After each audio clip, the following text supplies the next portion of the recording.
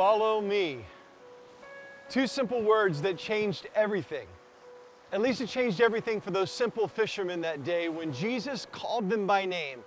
It was an invitation to leave all and come follow after this rabbi, this teacher of Nazareth.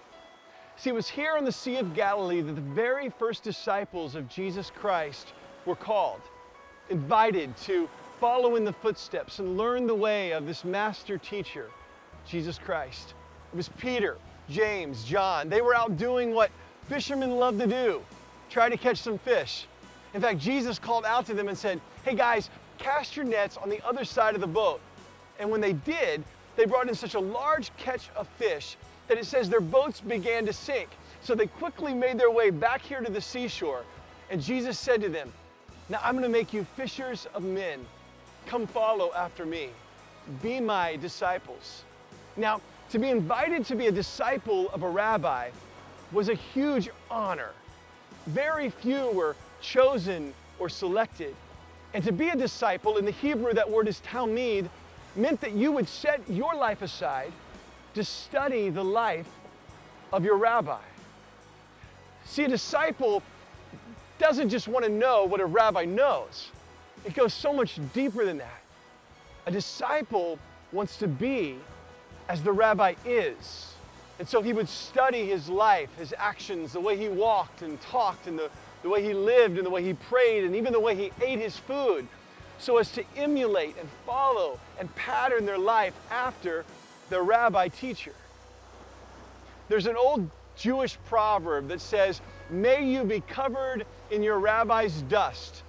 Now, that's actually a blessing.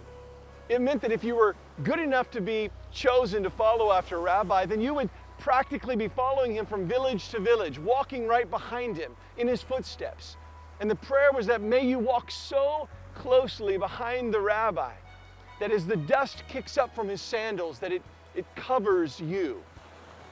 It was a sign of commitment and passion in following your rabbi.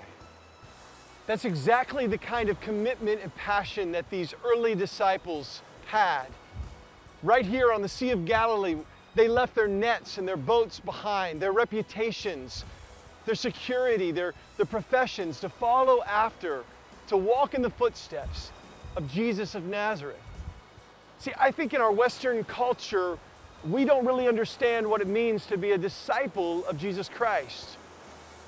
We use the word Christian as equivalent to disciple. Yet there are many people who call themselves Christians that never study after Jesus. They never study his life and his ways to emulate him, to live the way he lived, to love as he loved, to give and to serve the way he did. See, to be a disciple is so much more than being a follower. When Jesus walked around these hills, around the Galilee, he had thousands that followed after him. Maybe to see his miracles that he performed, to hear his teachings, or maybe to get a free lunch when he broke that bread and the fish that day on the hillside. But then there were the 12, that were the Talmidim, the disciples, the followers that were close to him. Now here's what's beautiful. That's not limited to 12. It's not limited to just a few.